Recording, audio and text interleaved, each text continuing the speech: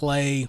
You see those college games where they play like on a battleship. Yeah. You know what I mean? Yeah, It's usually like the top teams, like the North Carolinas or whatever. Yeah. Or you talk to like maybe I don't know, a baseball player, and they want to play like at this historic field or something like that. Or a basketball player probably like playing at Madison Square. Yeah, something like that. So for a DJ, you tell a DJ that they could play center field of a football field with pyro and you know, the fire 2 million people watching and 70,000 plus in a stadium. There's no DJ that wouldn't be amped to do that. And I was able to do that last year for the CONCACAF championship.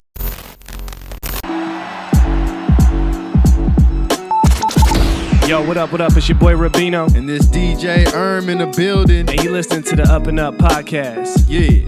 Wait, what are we doing? I don't know, just listen.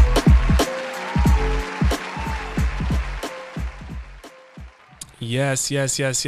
Welcome. What it do? Ladies and gentlemen, you're tuned into the UpNUp podcast on the UpNUp network. I'm your host, Rubino. And I'm DJ man. What's up, boss? How you doing? What's going on, man? Happy New Year. Okay. You beat me to it. Yeah. I was going to tell you I Happy knew New it. Year. That's that was the first thing I had to say. Yeah, man. Happy New Year to everybody in the room, the team. Yes, sir. As well as the listeners. Shout out to you guys. For the first-time listeners, if you're tuning in, as I stated, this is the UpNUp podcast. This is the podcast where we're focused on cultivating culture, right? We do that by providing amazing stories of individuals, groups, movements, the hustlers, the shakers, right? Yes, sir. Those who are breaking down barriers, taking up space, and not just for all of us here, but for who? Everybody else. All right? Yeah. Coming from behind. Coming from behind. The next generation, man. And if this is your first time tuning in, welcome to the family, man. We definitely appreciate you guys. On the topic of the new year, I'm just feeling good. This is the first episode of 2023. And I'm thinking of how to come into this new year, and I'm thinking high frequency. That's all I've been thinking about. Higher frequencies, right? You with me on that? Yeah. Right? Yes, sir. So for this year, for those of you listening, those viewing, we're just gonna be on high frequencies. We're gonna make sure the frequencies are up and stuck, right? We're gonna make sure they're elevated and embedded. Yes, sir. Right? We're gonna make sure they're rising and non-compromising, right? Yes, sir. Right? Yeah. I'll keep going. Come on. I'll pass the collection plate. Let me know. Nah, man, I'm feeling good though, man. It's a pleasure to have you guys tuning in. And yeah, man, you know, like I stated, the purpose of the platform is to provide and amplify the voices and the stories of those who are taking up space, right? And super excited and honored for today's guest. I would say he's definitely a brother whose journey has been one that displays what happens when you merge your passion and create a vision to create your own soundtrack to your own life, right? Yep. Right? You like what I did there, right? Yeah. He's coming with it. Definitely. He's definitely a true culture cultivator who's keeping everything he's doing on the up and up. A little more insight on the brother. He's an accomplished DJ, curator, creative director whose work has touched and dominated dance floors, at some of the top clubs and venues across the country. And through his vision, he's truly been able to energize music lovers and fans everywhere, from major sporting events to parties to even the airwaves on platforms such as iHeartRadio as well as SiriusXM. Currently, he holds the position as the official DJ and music coordinator for the MLS's Seattle Sounders, the home team for us, right? Come on. The list goes on. He's had the pleasure of being able to work with artists such as Diplo, Exhibit, Cardi B, Sierra, Kalani, just to name a few. In addition to that, he's also had a strong commercial portfolio where he's been able to work with brands such as Amazon, NFL, the Adidas. And I'm listing these things because at the root of it all comes back to the journey, right? And I wanted to make it clear that is the purpose of why he's here today, because we are super excited to learn more about the journey he's been on and continuously building on. So without further ado, let's just get straight to him, man. Our guest is none other than the good brother himself, DJ Karma. Can we get a round of applause? Yeah. Come on, give it up. Give it up, brother. I almost gave myself a round of applause. Man. Sometimes you got to do that, though. Yeah, man. Now, I was sitting there listening to that introduction. I started smiling because I think sometimes as humans, or even creatives sometimes, obviously we've heard of the imposter syndrome, but you can be uncomfortable with your accomplishments and your journey, because you do know there's people that will never see the daylight of any of those things, or they don't even know that they exist. And I was once that person, but then I was able to go on a journey, and still going on a journey, where I'm able to see and achieve and be in different rooms and have different opportunities. And just hearing that intro, I was like, yo, I've actually done some things. Yeah, you know what I mean? Yeah. My sister, she said something. It's funny, like with siblings, you sometimes get an opportunity to hear how they speak of you when you're not there. And she actually kind of gave me some insight to what she does say about me, which I always feel like she says positive things for the most part. Not for the most part, but she says positive things. And so I just remember some point last year we were having a conversation, and she was just like, I was talking to somebody, and I was just telling them how, I'm just proud of my brother because of, what he's been able to accomplish as, like, African American male DJ in Seattle, and just in general, because it's easy to be put in a box. Yeah, definitely. If you look a certain way, and then people don't even need to know you. Yeah, they just be like, oh, you're black, you're hip hop. Yeah, you know what I mean. They're gonna put you in it. Yep. Yeah, and she was just saying, like, she was just proud of me for the things that I've accomplished and the types of brands that I've been able to work with, the type of talent and just different, whether it's like celebrities or athletes that I've been able to DJ for, or just be in the same room as on an event. And that was just, it was nice hearing that because, when you're going through the journey, sometimes you're just like, I know I want to be the best, and the people that I look up to, I see what they do, and so I want to do that. Yeah. And so you just don't even realize, oh, I'm doing this event or I'm doing this show and I'm on stage and there's 11,000 people in the arena. To me, that's just what I'm supposed to do to be great. Yeah, you locked in. Yeah. Yeah, I'm just locked in, and so, to hear the perspective from somebody who's like beyond loves you, that's like your blood, it puts it in perspective. It's like, oh, okay. Yeah. Sometimes that's all that matters. You can easily chase the kind of the gratification and the acceptance from people that don't even know you. Yeah. Yeah. And then sometimes you got to really just look within. Yeah, look within. So that intro, I was like, okay. Yeah. I see what she was talking about. Yeah. Then I was like, man, you need to write my bio or something. I need to redo my bio. I need you to write that. I got you. Man, no, talk about that. We intro a lot of guests, right? But I always say every great album has a good intro, and I feel like we treat these episodes as like songs, right? The rhythm of the conversation, that whole thing. And I think it's important to set the tone. And what you spoke about earlier was dope too, because you got to give yourself your own flowers. I'm a big like advocate of that. I'm trying to get better at that, to be honest with you. That's I honestly, I looked myself in the mirror recently, and I was just like, I knew there was some things that I wanted to do differently in 2023, and a lot of it has nothing to do with talent or accomplishments. Yeah, it's really just like internally personal, how I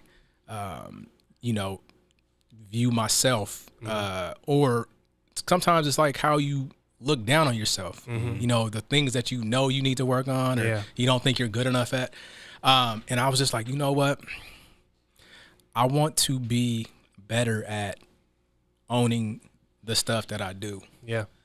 Owning the wins, owning even some of the lessons. You know what I mean? And just looking at failure in a different light. I hear you on that, bro. 100%. So I think that's why I was like, I started laughing because it's really dope, the stuff that I've done. And I'm smiling because I'm proud of myself. You know what I mean? You should be. You know what I mean? It's just like, sometimes people can be too cool. I'm just like, I don't want to be too cool. I'm still going to be cool. Don't get it wrong. You know what I'm saying? But, it's like. It is cool, though. That is cool. Yeah, that's cool. Like, there's a new way to be cool. And it's not kind of what we've been used to. But I think you just gotta be yourself. Like whatever your cool is, be that. Come on. You know what I mean? So come on, I love that. Well, dope. Man, we dropping some gems early. So we always start every episode with a quote of the day to get the tone set, which we already did, but I'm gonna let Erm go ahead and smooth this out with the quote. What you got for us, man? Yeah, man. So the quote of the day is crazy how you just gave us that right there, because I feel like that was another intro to the quote. So my quote is, man is a universe within himself. So yeah, I kind of talked on it a little. I touched on that. Yeah, when you're like internally and stuff. So I was like, damn. When you were saying that, I was like, oh, man. I'm about to hit him with some shit. You know, this is like, So that was my quote. That was the alley oop. Who was that quote by? Bob Marley. Yeah. Rest in peace. So, yeah, that was a good one. That's a good one. I might man. tweet that one later. Hey man. I think that was a good one to start off the year. I like that. Man is a universe within himself. I love that. Well, well, Chris, man, before we kind of dive into the journey, which, you know, that's what we do here, I did kind of want to get your thoughts and your insight on just being in the role of a DJ, which from the outside looking in, it just comes off as very like for entertainment purposes to a lot of people. But from your standpoint, like what's the cultural responsibility that you feel you have and maybe other DJs have just being in that role? That's a good question. Yeah, because I think it's important. And I didn't realize you were a DJ. So now I think this is going to be an easier conversation because it's like, you know, I think a big part of DJing, a responsibility is, you know, you putting back into what you take. Like, you know, I download music and I take that either for personal use or to make money off of it. And you got to put back. And so that's like giving, to me, I feel like that's giving information.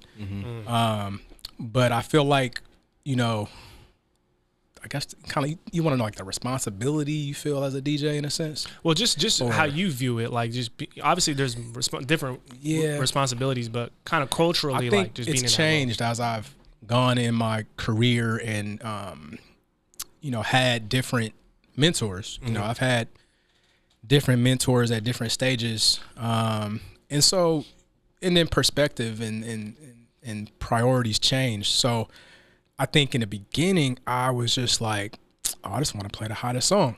You know, I want to turn up. I want to be known as the best person that plays the best music. And I want to get as many people to come out to my events as possible. Then as time went on, let's say like that was year 1, maybe like year 5, it was how to go to the next level, because now I'm exposed to what's possible.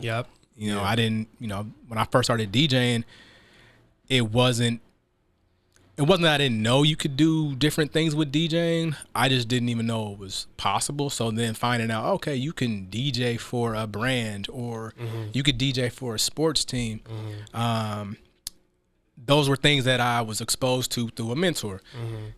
So then it was like, all right, I know about this, and I know there's some goals that I want to achieve within the things that I've been exposed to now. I want some of those things for myself and for my career. And then, you know, you get some of those things, you achieve them, and then you get exposed to some new things. You meet new people, met another mentor, and then got exposed to what is possible again. And so it changes. I think for me right now, it's taking all of what kind of, I started DJing in 2009. Okay. Was it 2003 now? What is that? 2023. So what's that? 12? 14 years. Yep. Yeah. All right. My mental math's trash, by the way. So you got 14 years there. I'm trying now to take all of that, you know, previous 14 years and turn that into the best thing I can. Because the next 14 years need to be better than the previous 14.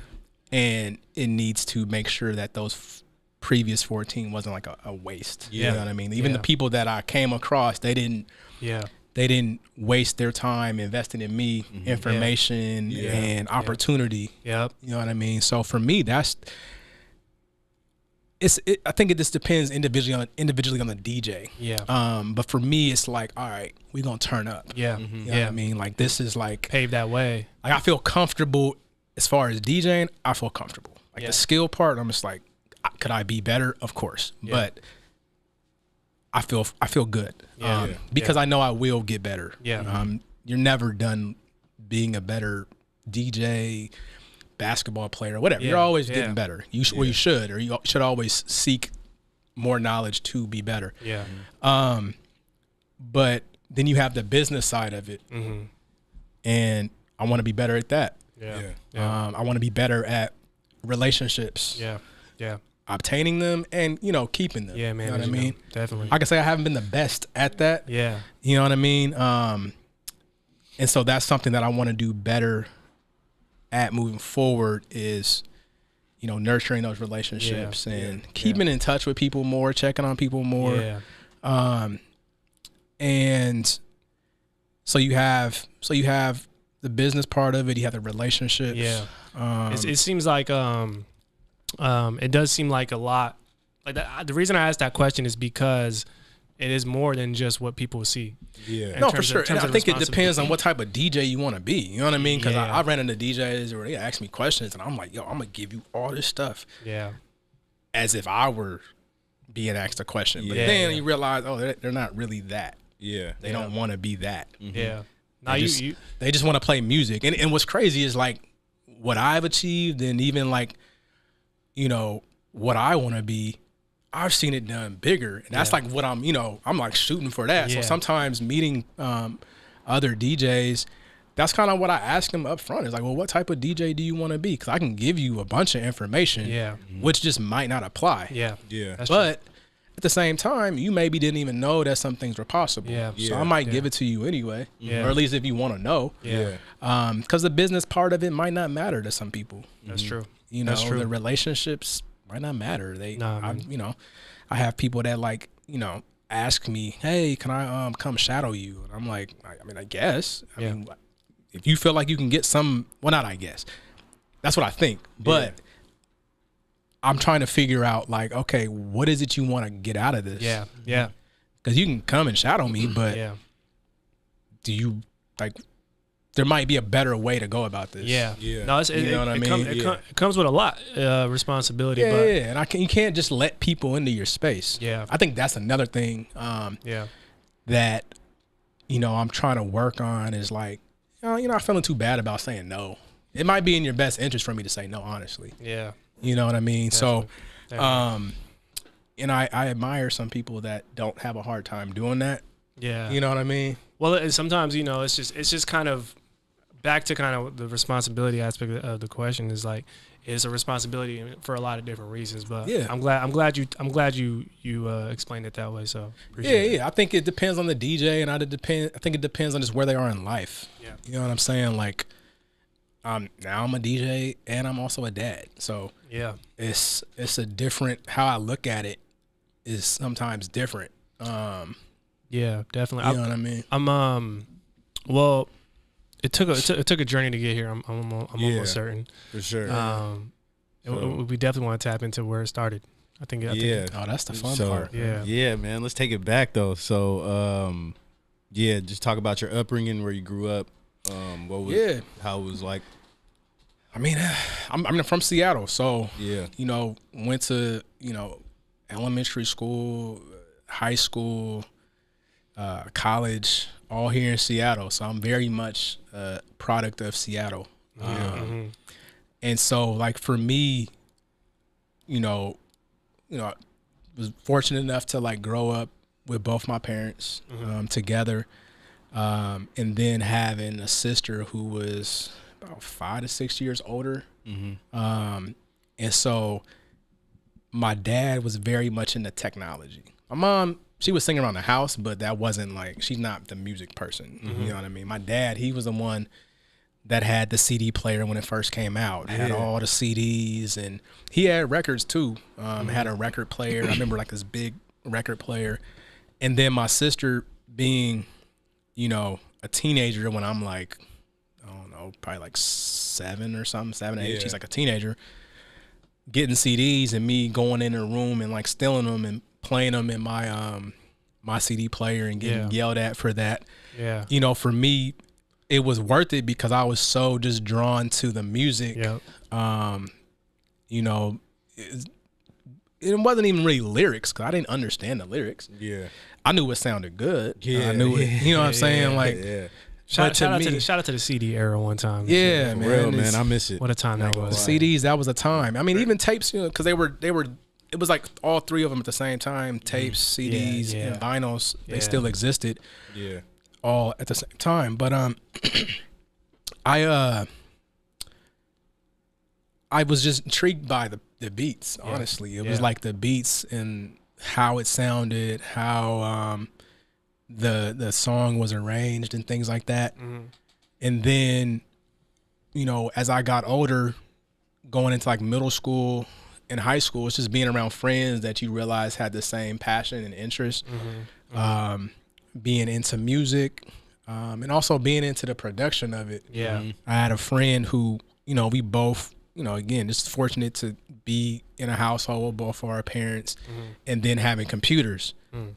And so he had this program to make beats. It was like a very cheesy, you know, entry. I don't even want to call it entry level. This is like below entry level. Yeah. But we thought it was like, you know, the greatest thing ever. Yeah. And we started making beats like that and then transitioned to I think Reason or Fruity Loops. We did both of them, but one of them came before the other. I'm not sure which one. And we would just like make beats and then like share them with each other and, you know, see who made the best one. In my opinion, he made the best beats I've ever heard in my life. And that's I still think that to this day. That's hard. Yeah. That's dope.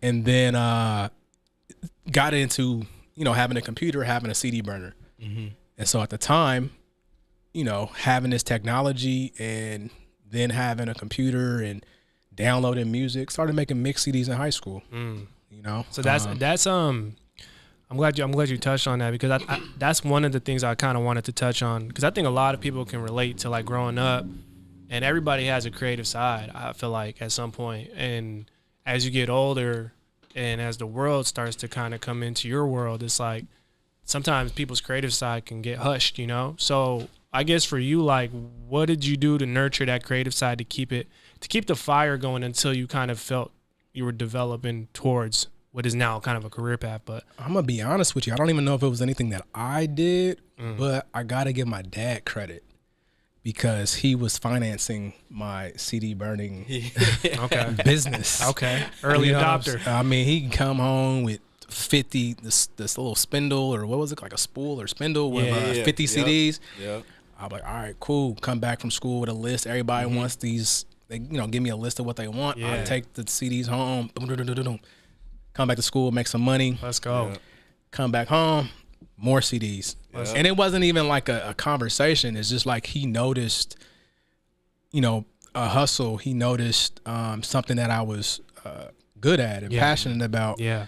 And he just supported it. And so I think that's honestly, it wasn't really anything that I did to kind of motivate myself or anything. It was just seeing, oh, okay, I have some support. You were being encouraged. I don't even have to like fall out of this confidence thing or just being encouraged. That's important though. Isn't it crazy though how sometimes like for your pops it'd probably be like the simplest thing to do can be potentially one of the biggest things that, you know, can propel someone towards what they're now doing, you know? For sure. No, That's for dope. sure. That's Because dope. he understood like I was into it. Yeah. You know what I mean? Yeah. And he supported it. And so that just pushed me to keep going. And then, you know, at the time I'm making mix CDs in high school, go to college, continue making mix CDs, and it then kind of blows up.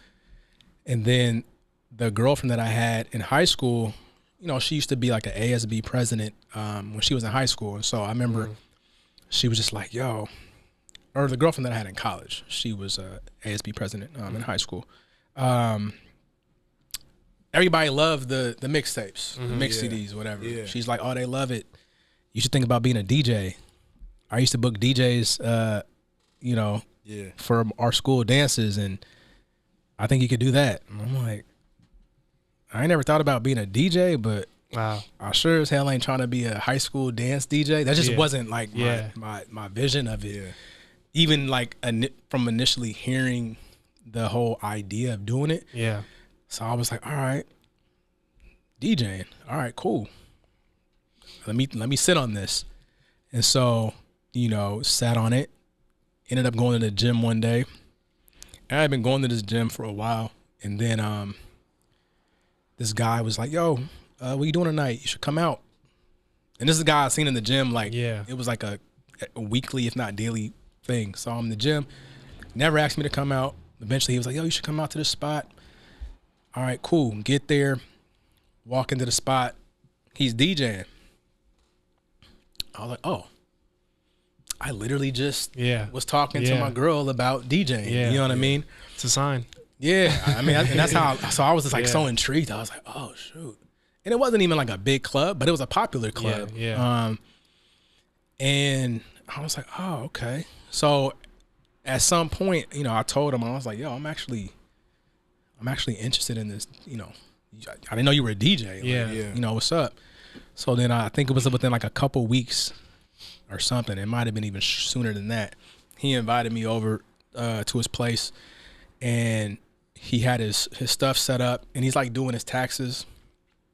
It's like tax season and stuff like. So this is probably like, this had to be, I don't know, maybe the fall, winter or something. I don't Okay. know. There was taxes involved. Yeah. And so Yeah. It's vivid. he's like, here, man, I'm gonna give you these 3 vinyls. Try to mix these. I'm gonna do my taxes. And so he's like, you know, sitting like, you know, over in the corner over there, and then I'm like on the turntables right here. Never touched turntables in my life. Never touched a mixer. Never mixed a record ever. So this is the first time. This is the first time Yeah. ever that I've ever, been on the introduced to DJing. Yeah. And shout out to DV1, There we go. world class DJ, Hey. world class mentor, and just overall good person, man. So Shout him out. he's out in Hawaii right now, enjoying his life, doing big things. You Yeah. know, so Yeah. nah, but that's my that's like the first mentor that I could, you know, really remember having, and just it was very organic too. Yeah. And just that moment of him like, yo, mix these records. And I really wish I could remember the records. I know one of them was like a Ghostface record, a Leah, and I think like an Outkast record. So That's pivotal, bro. yeah, Those moments, man, like reflection is key, bro. But those moments you don't forget, you know? No, you don't. everything. I mean, I always remember that. And so, you know, from that moment, it just turned into like, he was like, yo, I think you can do this. Like, you can do it, you know? And I didn't know what he was hearing, but I didn't mix any of those records. Yeah. So, Yeah. but, you know, I was like, I went back, talked to my parents. My mom was like, oh, what you want for Christmas? I was like, some DJ equipment. Yeah. So got some DJ equipment. And from there, just kind of just kept at it, honestly. Yeah. You know what I mean? And then I met another mentor. His name is Arif. Man, I can't thank him enough. And it goes back to like relationships and Yeah. doing better at relationships. He's Yeah. definitely somebody like, you know, I should have handled that relationship a lot better. You know what I mean? And that's a learning Yeah. experience, you know what I Yeah. mean? But he was just so, you know, pivotal in my journey because in the beginning, again, like this is when I'm into producing and DJing. I'm into beats and DJing. Yeah. Yeah. Go to this event and he's just standing there, and there used to be this producer magazine. I forget what it was called. Anyways, it was a producer magazine, and there was a guy in the magazine, and it was him. And so I walked up to him. I was like, "Yo, I think I seen you in this magazine or whatever." And he was like, "Oh yeah, what's up, man? You know." And we just hit it off and exchanged info. Come to find out, he was working at Microsoft at the time, and he was in their pro audio department. And so he's getting, he's working with these companies. It could be like Pro Tools or whatever, hardware like and software. The software companies. He's working with all of these companies, and he's having a lot of the stuff that I need to DJ. And we just start, just having a conversation. He's like, yo, I have this this hardware that I need to kind of, get some input on. Yeah. So kind of like being a tester a little bit. So he's like, it was an M Audio DJ setup. He's like, here, try this out. Gave me a laptop as well. Yeah. And that was like my first, DJ, setup. And that was like huge because, not too many people, if you don't have the resources or the tools, you're just kind of left out of the race. And that, you know what I mean? That actually is, and thanks for sharing that, bro, because For real. you're very descriptive, which is amazing. Yeah. Like in terms of the detail. Because I mean, that stuff is important because it's like, It is. that's why I remember it because of how impactful it was for me. Yeah, You know what I for mean? sure, bro. But it's important because, like you said, sometimes people need resources just to get started, and that can be an excuse that they can make to not get started. But I did want to, I did kind of want to pivot towards leaning into the passion, and kind of making it concrete, right? Like, I think a lot of people, like, they're passionate, but then, like, at what point for you, like, when you kind of, like, put your time in and kind of worked at the craft, like, when did it kind of click where it was like, I want to make this like a concrete career path and I see it clearly? Was there a moment for that, or did it just kind of gradually build up? Yeah, it goes back to like what I was talking about, even with my dad, where it wasn't something that I necessarily felt where I was like, oh, I need to motivate myself. To answer your question, it was when my mentors started really like pouring into me, like, yo, you can do this. Like, you should do this. I can see where you can go with this. And I was like, oh, okay. Well, I mean, I trust you because you're of what I know you've accomplished and what you've seen. And though I maybe can't see it yet, I'm going to have faith and just trust it.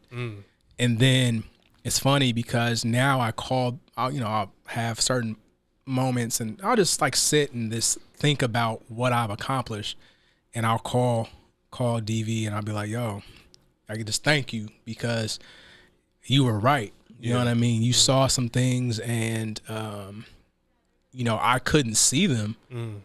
But you saw like, oh, you can do this. You have certain intangibles that had nothing to do with DJing, honestly. He saw something in me that was like, yo, you could be a DJ for a sports team because you understand how to be around, in certain rooms. Like, you know how to talk to people. You're charismatic. You know how to handle yourself in certain situations. And it's sometimes, like with DJing or any type of, profession, a lot of it is how you present yourself Professionally. Professionally. It could be how you dress. It could be, do you get groomed and things like that, which some people are like, oh, I'm not going to do that. I'm going to be myself. And it's like, you can do that. Very few people can be themselves and go the places that they want to go. That is what it is. You know what I'm saying? I think it's a mindset. Especially when somebody's giving you money for something. It's like, sometimes you got to like do the necessary things that are required. And that might be, cleaning up, putting a certain type of dress on or whatever. You know what I mean? Being professionals. Exactly. Like, you can't go play in the NBA and not wear the uniform. Like, you got to wear the uniform. It's a mindset. It really is, bro. Doesn't matter how talented you are. It's crazy you say that because I always be talking about this. Like, I used to always hear like rookies and they'll be like, yeah, this player, this veteran taught me how to be a pro. Yeah. And then like people be like, what does that mean? They taught you how to play basketball? I was like, no. He taught me how to be a pro, like a professional. I already know how to play basketball. Yeah. I have the skill set. I Yeah, got it's the everything. professional part of it. I don't know how to be a pro, and I think that's what you're getting at. Yeah, he saw it in me. That's dope. But then he also, he helped groom me in some areas. And in me going to shadow him on certain gigs and events. So that's why when people ask me about shadowing, it was like, well, do you know what you want to learn? Because for me, it was like, I just wanted to see like how to be. And maybe that is what they want to go for, but I've also seen a different perspective of it where it's like, I just want to be in the space. I just want to be at the party. Yeah. You know what I mean? Yeah. I just want to see what you're playing, like What's your music wise. What's the reason? Yeah, it's like you gotta have, you got to be intentional with why you want to do some things. And I think sometimes it's better to start outside of the arena that you're trying to be in, so you can just have more conversation for somebody to like pick your brain a little bit. Yeah. That's real. Before you jump into the, well, I want to see like what it's like to be in this space, or how you interact with X amount of people around and stuff that. Yeah. It's like, I mean, that stuff you can kind of teach, but some stuff it's either in you or it's not. It's like I'd rather go spar for a little bit before I jump in the ring with Mike Tyson. Most definitely, and you can ask Mike Tyson all the questions in the world. And you can go to his training session and being around him, but it's like, it's a process. There's a process. It'd probably be better to just talk to him. Yeah. At first, before just going around him. Yeah.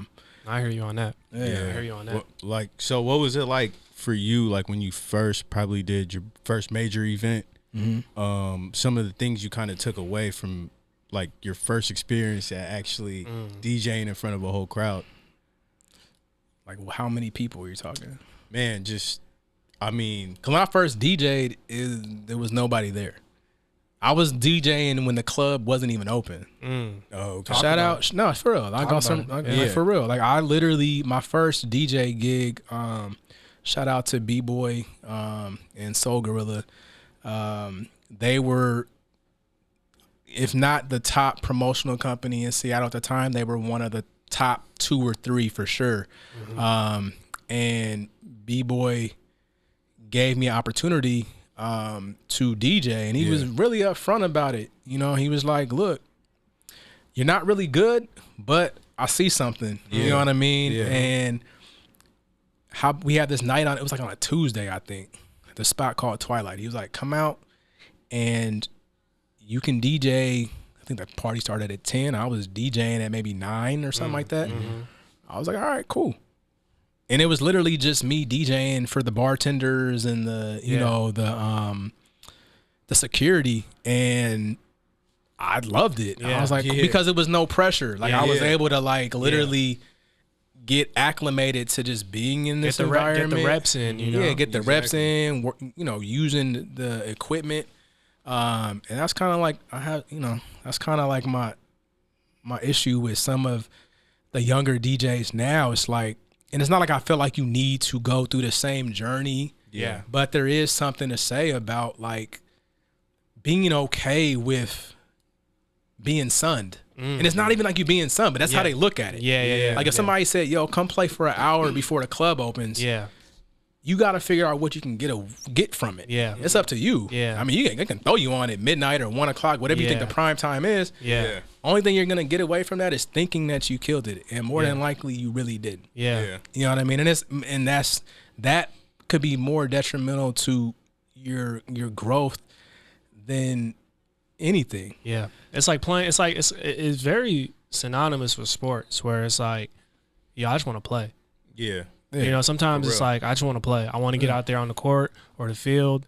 You know what I'm saying? I know, we probably playing, I don't know how to name no teams, but, there's always other teams where you'd be like, man, I don't, it's not heavy competition, whatever the case is, but I want to play. Yeah. Right? And even the best players played on the games, bro, them back-to-back nights. So, I understand that. I think it's just important that, like, you talked about that experience and you said you loved it, Yeah, no, I loved it. Yeah, like a lot of people will be, they'll probably be like, oh, it might not be for me or whatever like that. But, I think that's like an important lesson that people need to like hear, you know, and like just keep going pretty much, you know? Yeah. Yeah, no, I think just you have to find the joy in some of the stuff that doesn't feel good necessarily. You know what I mean? For real.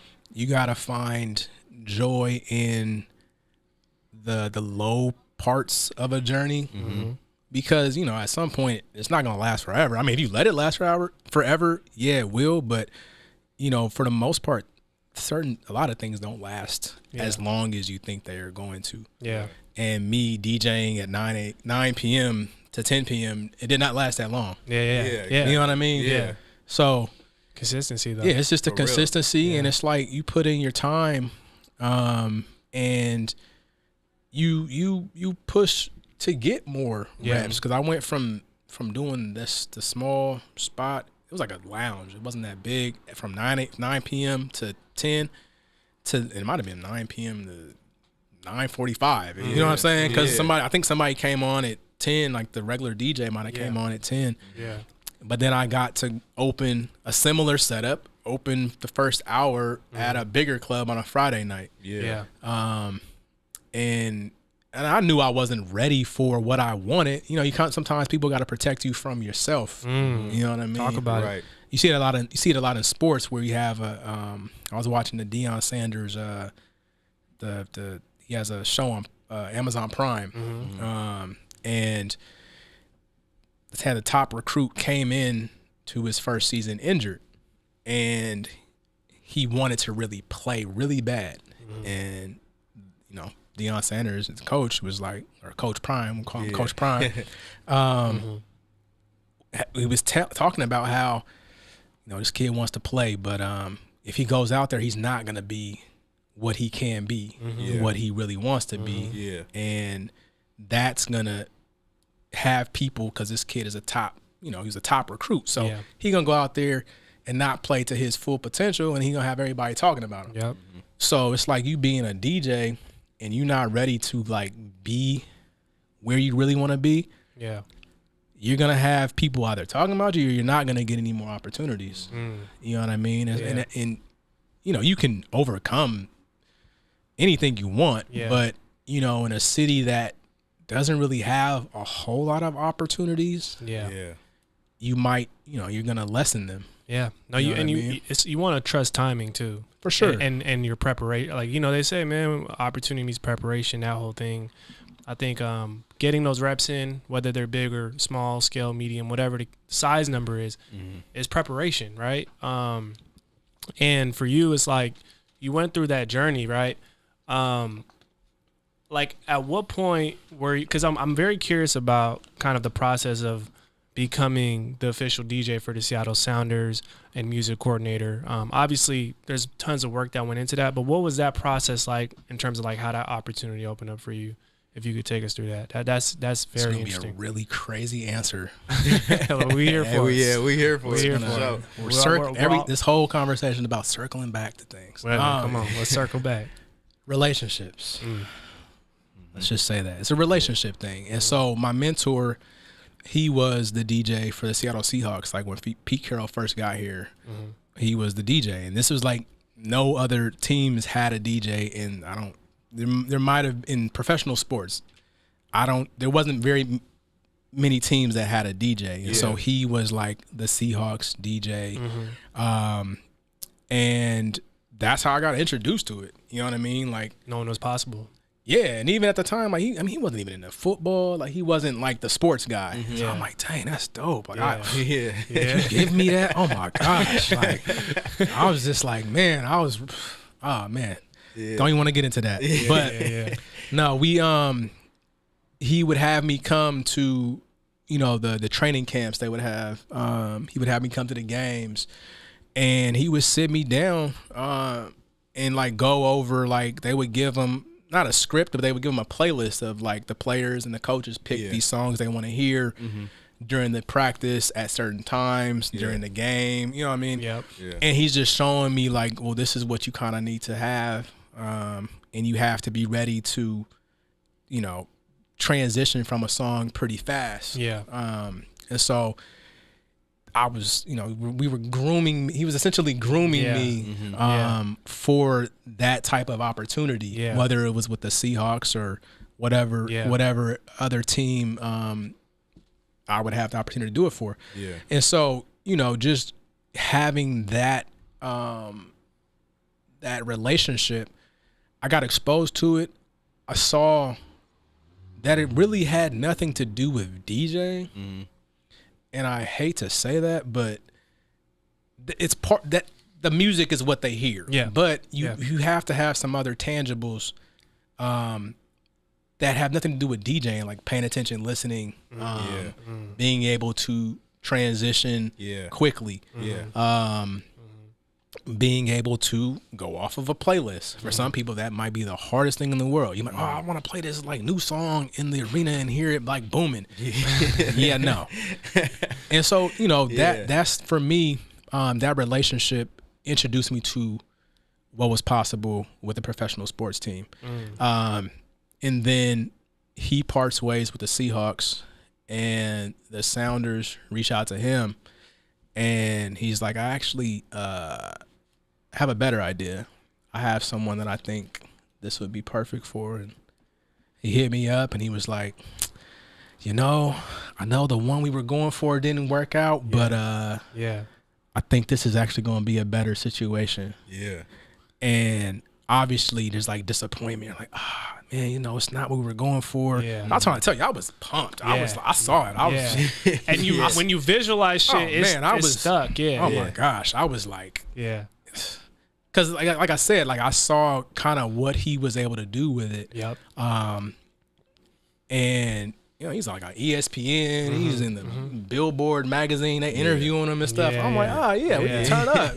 We You don't even like sports. I can only imagine. You know what I'm saying? Hey, I love how he goes back to he don't even like sports, y'all. Man, this guy, man. But nah, he's he exposed me to so many things, and especially with that. And so it was a thing where they reached out to him, and he was ready to transition anyway. Yeah. Like I said, he's in Hawaii now. Like that was his goal, was to go over there and live his life. So, it all happened kind of at the right time. And then, that was 2014. Yeah, 2014. So I got introduced to the Sounders, and we've been rocking together ever since, man. And it was crazy at the time. I was like, dang, this ain't really what I wanted. And I didn't know anything about soccer. Yeah. I didn't know a thing about soccer other than that it's a sport and, it's the world sport and it's the real football. You know what I mean? And to be honest with you, when I look back now, almost 10 years being with the Sounders organization, and it was the best situation. Yeah. Because when I was talking to you about a lot of what those type of situations has nothing to do with the actual skill of what it is. Like, so for DJing, it's not about the DJ. It's about the professionalism. It's about being able to play a role on a team. Yep. Yeah. I wasn't even ready for that. If I would have had that opportunity, I probably would have messed it up. Yeah. Yeah. Just because I wasn't ready. I was too amped. Yeah. I saw it. I was like, it's up, And so now when I look back, the experience that I've had with the Sounders, I don't think I would have had that with the Seahawks at that time. Yeah. You know what I mean? Everything happens for a reason. It happened for a reason. And I was able to learn at a better pace. Yeah. Now, if it's a situation where the Seahawks are like, oh, we want you to, DJ or any other, team, excuse me, any other team, I'm not even nervous. I'm like, okay, what you want to do? Yeah. What do you need? Yeah. I got you. Okay. I've done that before. Yeah. And I've met so many other DJs for professional sports teams. Yeah. Like you got D Sharp with the Golden State Warriors. He's been their DJ. I'm not sure how many years, but he's been there for all the championships. Yeah. Then you have DJ Vic One. He's out in LA. DJ for the LA Kings, the Los Angeles Chargers. I know I'm missing another team. I think UCLA. Yeah. Who else? I've connected with or started, over social media, connected with, I think that the DJ for he does the Brooklyn Nets and the New York Yankees. Yeah. And so you start meeting all these other DJs who do it, and you start having conversations with them. And you're like, oh, okay, we're on the same page as far as like, this is like, there's a certain way you got to do this. Yeah. You know what I mean? There's this part of it where it's not for everybody. Yeah. You know what I mean? Yeah. And you just have a greater respect because there's some DJs where they're in arena DJs. They're DJing like in the arena while the game's playing. Mm-hmm. Then you have pregame DJs where they're playing the music, right before or during warm-ups or things like that, or when fans are coming in to the stadium and things like that. So, looking back, the Sounders was the best situation for me to be in, and I was able to have like one of the greatest moments I think a DJ could even have. It's like you talk to like a basketball player or something. I'm sure, like, oh yeah, if I could play. You see those college games where they play like on a battleship. Yeah. You know what I mean? It's usually like the top teams, like the North Carolinas or whatever. Yeah. Or you talk to like maybe a baseball player, and they want to play like at this historic field or something like that. Or a basketball player probably like playing at Madison Square. Yeah, something like that. So for a DJ, you tell a DJ that they could play center field of a football field with pyro and the fire 2 million people watching and 70,000 plus in a stadium. There's no DJ that wouldn't be amped to do that. And I was able to do that last year for the CONCACAF championship between the Sounders and I can't even think of the name of the team from Mexico. I want to say the Pumas, but I could be wrong. But anyways, it was a championship game, and it was just a really good experience because, I got contacted and it was like, we're trying to figure out this pregame performance, and you're one of the options. And then the other option was this other artist from Seattle, and I was like, I'm not mad at that. I'm not mad that we're, it's between me and this other person, because that's actually pretty dope. You're being considered first. I'm being considered. Yeah. And then just getting, working with the production team and the pyro team, and seeing the vision that they had, I was like, oh my gosh, this is about to be crazy. That's what's interesting though, bro, is I'm getting that, you got to put in the work. That's like mandatory. You got to put in the work. You got to be prepared, and you got to be consistent. But part of like what I've been talking about a lot is like we got to learn how to play big and not play small. And I think when your number gets called, right? Mm-hmm. Like, even if like, damn, I didn't see this coming. I don't even know if I'm. No, you got to be ready. You got to be ready, and you got to step up and lean into it. Like, so in that moment, as a performer, it's like, And that's why I was saying, like, if this would have happened in, 10 years ago, I was not ready. Yeah. But when I got this call, and it was more than just DJing. There's a part of it where it's like you have to work with, when you're working with pyrotechnics, you can't really do that live. Yeah. And so you have to pre-work on your set so that they can coordinate the pyro with the music. Yeah. And so now you're like producing. Yeah. You know what I mean? You're producing a set. That's dope. And seeing like the video of what they wanted to have happen, and then hearing the music that I'm making. Again, this goes to, can you work within restrictions or within guidelines? Because they're like, okay, well, we want to have this theme for your musical set. We want to have it focus on Seattle music. Yeah. Mm-hmm. And it's like, okay, cool. Mm-hmm. I think I went through like 2 or 3, maybe even more than that, maybe like 5 drafts before we landed on one where it was like, okay, that's the one. Yeah. And for some people that might be hard, because you might be, when I say like compensating my creative, whatever, like you might be going against your creative morals or something. And that might not be the easiest thing to do for some people. And so I was looking forward to that. Yeah. Mm-hmm. I was like, I don't mind doing that, Yeah.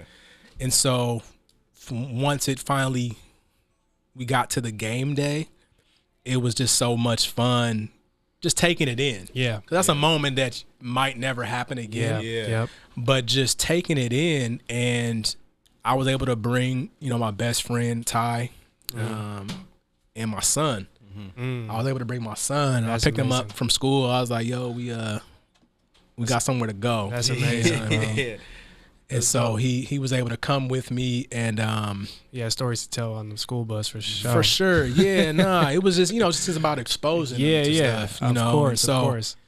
going through and just being on that stage and just finally seeing the final product of what.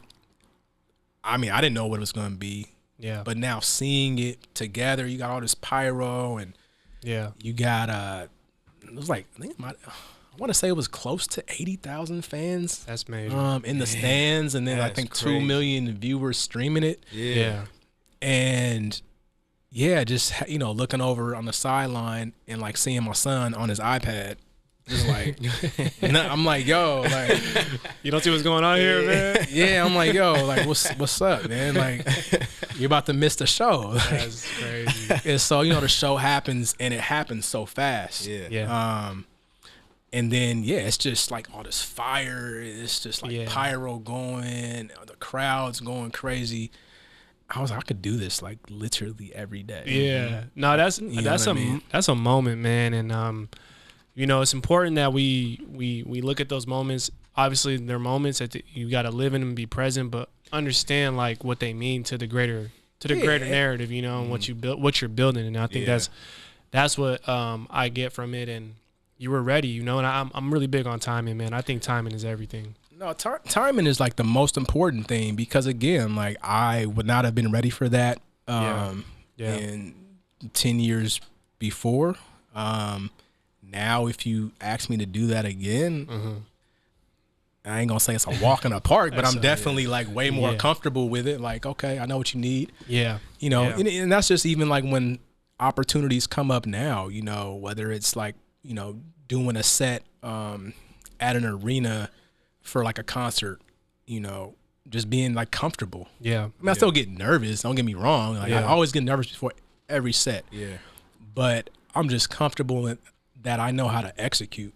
Yeah. You know what I mean? I had this talk with my boy DJ Amen out of the Bay Area, and he always is like, he's got to keep putting points on the board. He's got to keep putting points on the board. Yep. Yep. And that's really what it is. Is like you just gotta keep putting those points up. Yep. And part of that is being prepared, Yeah.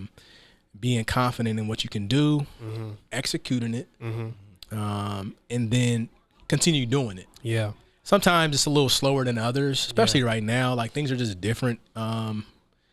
In not just in the world, but within the industry, things are just they're a little slower. Yeah. It's not the same as it was before COVID, obviously, but Yeah. you just got to keep putting points on the board. One of the biggest takeaways that I'm getting, and I think a lot of aspiring DJs can also probably pull from this, is the relationship aspect. Because as you mentioned, bro, the world is inevitably always going to change. Things are always going to change. And part of being adaptable is having those relationships that can kind of carry you through those kind of transitional periods that are happening around, to where you can still be able to find different ways to kind of reinvent yourself and find new opportunities. So The relationships are so important, man, Yeah. because through ups and downs, that's what's they should be there. yeah. You know what I mean? Because Yeah. you might need to lean on them, or they might need to lean on you. Yep. So the relationships are very important. And again, that's like something that I want to this year Yeah. do better at, Yeah. and just keep doing better in it. Yeah. No, we can always improve on that. Yeah. So, man, I wanted to ask you, like, what was the process like of like collaborating with these brands that you were working with? It's gonna be really boring because it's gonna be the same answer. Relationships, man. No, it's yeah, relationships. Yeah. Well, I think it's important too, because there's a lot of aspiring DJs who want to Yeah. get into that field. Next generation coming, and I think, but No, it's Yeah. all relationships, Yeah. and it's all. Can you provide this brand with what they want? And you got to realize these brands have brand guidelines. Yep. You know what I mean? Yeah. Can you stay on brand, not just your brand, but can you stay on, you know, their brand and even providing the music if they're having an event, whether it's like a Nordstrom's, Amazon, Nike, Adidas, they all have kind of this style that their customers are, you know, familiar with. Yep. You don't go into Nordstrom's and hear, you know, I don't know, like twerk music that often. Yeah. They might play like Meg Thee Stallion or something. You know what I mean? But it's a very diverse sounding soundtrack that I would provide. Yeah. Now, if they come to me and say, "Yo, we want to turn it up," I know there's a ceiling for that. You know what I'm saying? We gonna go there, One of the but we low not. ceilings. You know what I mean? Yeah. So, each brand, you just gotta tap into, you know, who they are and just ask them like, "Yo, what do you want? What's your vision?" This past year, working with the Amazon Prime video in Thursday Night Football, and you know, it's football, so it's sports, it's energy, it's fun, it's, you know what I mean. And so just having a conversation with them, and even with that, like, you know, you might have a client that gives you some talking points. And so now you're not just doing music, you're communicating, you're getting your hosting down. And so, you just gotta give them what they want. And for some people that might not be who they are as a DJ, and people want certain opportunities because of what they think comes with it financially, or just the look. Oh, this looks dope. I mean, and honestly, sometimes like the big look doesn't really pay a whole lot of money. You know what I mean? Like you got to know what to do with it. You know. So I think for the brands, it's relationships. It's, can you keep the relationships? You know, can you provide what it is that they want? And are you what they really want? You know what I mean? Because for instance, it might be, I don't know, let's say the brand is woman focused. You know what I mean? For them, they might want a female DJ. They're not going to hire you. They might not. And you can't be mad at that. They just have a vision for what they're trying to project at their event or whatever it is you're doing. And so you might not fall into that brand's vision. Then you have other brands where, you know, they like a person's style. You might be the flyest guy, and they're like, you know what, we like him. He's charismatic, and when he's on his DJ sets, he's interacting with people, and he's happy, and he's fun, and that might fit for that brand. And so I feel like it's my bad. I feel like it's vice versa too. It's kind of like how you're kind of explaining it. It has to be a good fit for you. It has to be a good fit. That's literally what I was about to say. I think you got to know who your brand is and what's your brand identity, because if you know your brand identity, then it makes it easier to know which brands to work with. Exactly. And a lot of times too, like, you got to, like, for instance, you know, my name is Chris, and then there is Karma, and there's Chris Karma. These are all different characters. You know what I mean? And sometimes brands want to hire characters. Like, who is your character? You know what I mean? Is your character interesting? Is it worth hiring? You know what I mean? You gotta think about those type of things too.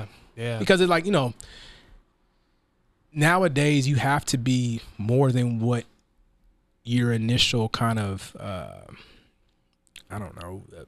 plan or talent is. Like, if you're a DJ, that's cool, but you got to be like a producer, an artist, an influencer, like, you multifaceted. You have to, and that applies for if you wanted to be, I don't know, a fashion designer. It's like, you be a fashion designer, and you got to be an author, and you know what I mean? Like, you gotta. There's a lot of different hats you have to wear. Today, and that's something I want to get better at too. Is like, you know, opening people up to other things that I do, that they may not know of. No, it's Man, it's not what people think on the surface a lot of times, but No. with a lot of things. And I think And context if you have is key. more value, honestly, that helps you. The more value you have Yep. and add for yourself, some of those brand opportunities will come. Yeah. You know, like I have friends that are, you know, influencers. Yeah. And they're killing it. Like I'm inspired by what they're doing. You know what I mean? Like you got people, you know, getting these deals with Puma or Foot Locker. I don't know. I don't know. I have a friend. Yeah. She's literally killing it. Shout out Infamous Casey. She's killing it, man. Yeah. Like she's doing it. She's doing it. You know what I mean? And it's like you could take something away from that. Mm-hmm. You know what I mean? And so there's other people killing it too, but it's like everybody's killing it. Yeah. Essentially. Like if you have to do more than one thing. I remember she did not want to talk on the mic. I remember she asked me, she was like, these people want to fly me out to like host this club party. I was like, okay. Yeah. But I don't want to talk on the mic. I was like, well, all you got to do is say blah, blah, blah. Now she's like, I think she interviewed Kobe one time. Okay. You know what I mean? She's like, the yeah. NBA is hiring her to, you know, host, you know, different events and shows and things like that. Yeah. I'm like, you know, she figured it out. Yeah. You know what I mean? Sometimes you just got to jump out there. She figured it out. That's dope. And, that's dope. And I think that's just what we all have to do, whether you're a DJ, I don't know, a lawyer, a creative, an influencer. You just got to kind of figure it out, but you're going to have to do more than the one thing that you set out wanting to do. Yeah. You know what I mean? That's real. That's real. Yeah. That's a gem, bro. That's a gem for sure. And that's how those brands are going to, like, you know. Yeah, it's like a package. Like you bring kind of a multi-package, you know, offering. And that might price you out of some of the brands that you thought you wanted to work with. That too. Like you might, I want to work with I don't know, Ferrari. And then Ferrari's like, hey, we want to DJ this gig. Yeah, here's my price. That's a bit much. And you're like, well, I'm a DJ. You know, you start going off of all the things. Knowing your worth and knowing your value. Yeah, that you and you might price yourself out of some of the things that you thought you wanted to do. Yeah. You know? No, that's dope, man. And again, it's about growth and assessing your growth and assessing your progress so you can accurately know what type of value you can bring. So it's for sure. You always got to check in and you know, see what the market value is and see, you know, are you charging, you know, the right amount? Yeah. It's all part of the game, man. Yeah. Now, man, you've been dropping a lot of gems, man, and we definitely appreciate that. I always ask our guests this question because I'm just curious to know, but like, what if you do got some things maybe more immediate down the pipeline? Would love to hear about those, but also kind of what's your outlook for the future? Like, what do you have, like kind of those big visionary type of things that you got your eyes on? Of course. No, I mean, there's things that I definitely I felt like I should have probably did them a long time ago that now I'm like, all right, we're just going to do them. Yep. You know what I mean? Yep. Some things I probably won't even announce just because I'm not ready to put it out there yet. Yeah, man. You know, but no, I think, you know, coming up in the near future, definitely putting out music. Okay. Definitely, you know, producing, you know, sending out some packs to people and seeing whatever happens. So I think part of it. Got an album coming? Okay. We got something coming. You know, I don't know if it's gonna be an album or just some singles. Now, but let me know if you need a verse. Let me know. I might throw you something out. Hey, I'm gonna need that intro. That's what I need. But no, it's like, you know, like I'm always making beats and just sitting on them and never just felt like, for whatever reason, I just didn't put them out. I didn't let people know that that's what I did. Yeah. And then it's like time goes on. You're like, well, why am I not doing this? And you're like, oh, maybe I'm just scared that I might actually be good or people might actually like it, or you might be scared that you're gonna fail. You know what I mean? And it's like, just put it out. Yeah. It might not do well, but at least just get it out of your system. Yeah. And for me, you know, before it's all said and done, I want to at least be like, okay, I did that. Yeah. I put it out there, let people know what it is I'm doing, and then I'm gonna go do it. Yeah. Of course, because you still got to follow through with it. Definitely. So for me, that's like one of the main things that I want to do this coming year for Let's sure. go. Is Let's go. I'm excited for that. putting that out there. It's going down. Yes, sir. It's going Yeah. down, man. And then you also got the Dope Music Festival that you'll be performing at as well, right? Yeah, Coming the Dope Music Festival coming up. I'll be DJing that. Mhm. Don't have too many details on that yet, but Yeah. you know, if people tap in on the Instagram and socials and stuff like that, we'll have more info. Yep. You know, in Definitely. the next coming weeks for sure. Let's go. Yeah, Sure. no, that's gonna be fun. Yeah, that's right down the street, right? Climate Pledge Arena. Yeah, that's Yeah. the brand new arena. So looking forward to rocking that one. And Let's go. you know, it's just Yes, fun sir. just having that that type of arena or platform where you have all these, you know, people just staring at you like, all right, what you gonna do? Yeah. And it's like, Yeah. all right, we're gonna do this. It's game Let's go. time, For, man. yeah, let's go for a ride, man. Game You time know, right there. no, it's yeah, just looking forward to that and many more just opportunities coming up. Yeah. The Sounders season, we're kicking off February sometime. Okay. So that's starting back up. And it's just looking forward to being, you know, taking it day by day. Come on. I'm not gonna say everything's like perfect, Yeah. in my life, but for sure, you know, just figuring out those things that I want to, you know, make better and just taking that time Yep.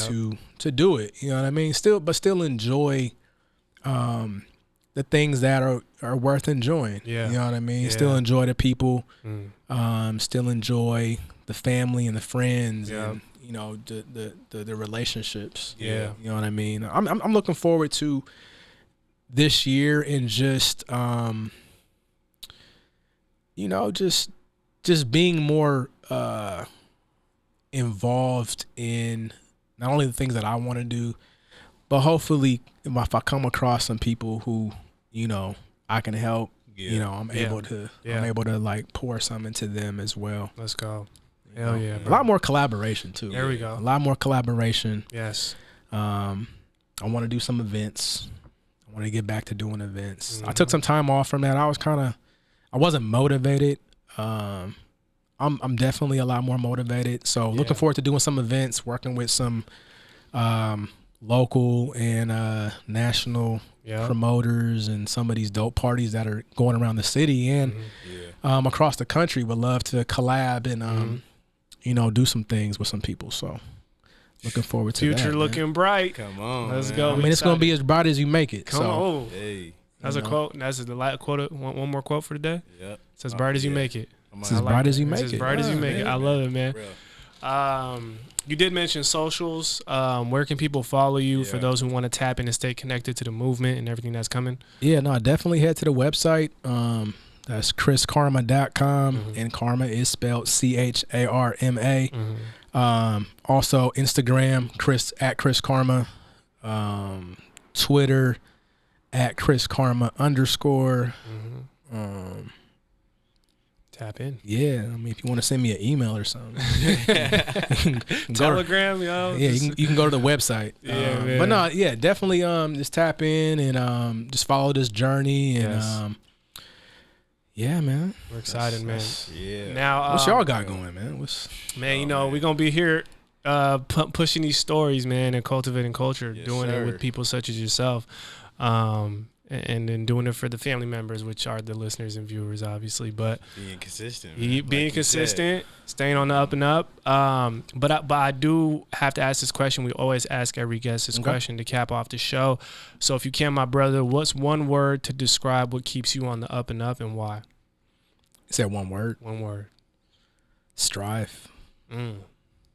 Yeah, strive. Striving. Mm. And why that word? So like when I was a kid, this goes back to like being into music. I was listening to this Jay-Z song, Anything. I was just bumping And it it was before like you literally walked in. like We it were was just like the last song on like one of the albums. It wasn't even like a featured song, but it was like I was drawn to it. And he has a line in there where he says, "Strive for what you believe in, set goals, and you you can will." achieve them. There you go. Mhm. And so that, I mean, I heard that like, you know, like high school or something like that. And I remember I even had like a project in English, and I wrote it in this project. I forget what reason, but I put it in there. It's like a quote that stuck out and why it stuck out to me, and I explained it. And it's still to this day. It's like, yeah, you just strive for what you believe in, man. You set those goals, and you know you will achieve them. So that's why for me, strive is always just that word. You know what I mean? That's crazy because we were literally playing that song before you got here. Really? I swear to God. Should have played that one. Man. That'd have been the intro. We're going to do the post. We'll get the post-production right. We're going yeah, no, that's... We're about to cue up the instrumental as you're saying what you just said. Cause nah, that's my song, man. I love that. I think it's a slept-on song, but that... It is slept on. That line alone, like, I'm like... Yeah. I just... That's it. dope. That's dope, man. I think that's the first time we got that word, too. So, really? Yeah, man. Well, Chris, man, again, man, first and foremost, we just want to thank you, bro, for being here, sharing your time with us, as well as with the audience. I'll be back, man. Hopefully, what you guys do this like once a month or what? We release about twice a month, but we definitely got some things in store to more sub content and outside content. Man, I definitely would love to come back, man. I appreciate the hospitality, the energy you guys have up here, sure, man. and just your guys' platform, man. I want to give you all a round of applause, man. Thank you, it's man. because Thank you, man. Appreciate it. I've been a fan of the podcast, and I honestly was like, yo, man, am I being slept on? These guys ain't called me up here, man. Like, what's good? Nah, but you know, I was like, the time is gonna come. You know what I mean? Like, yes, sir. The time is gonna come, and I'm glad that I'm here. And again, just like congratulations to what you guys have created here. Thank you, bro. And the impact you're having, man. Thank you, man. I appreciate it. It means a lot, bro. And it's very reciprocal, bro, because you know I always say this every time, but I'm like, this platform doesn't exist without people such as yourself and others who are out there doing the work. So it is a collective effort, but we appreciate that, man. Oh, of course, and you being here, man. And yeah, man, we wish you much success moving forward. You know you got support with us here at the UpNUp always. And with that said, I think it's safe to say DJ Chris Karma is officially a member of the UpNUp. Let's get it. Yes, sir. My dog. So I'll get a picture at the step and repeat up there. Yes. The infamous one. That's official, bro. Yeah, I need that. Thank you, brother. Appreciate you, man. Thank you, man. Appreciate it. And you're not slept on. To continue supporting the podcast and the entire UpNUp movement, be sure to rate, review, like, and subscribe. As well as follow us at _ the UpNUp on all social media platforms to stay connected with everything the UpNUp has coming your way. Thanks for listening, and until the next one, Keep it on the Up and Up.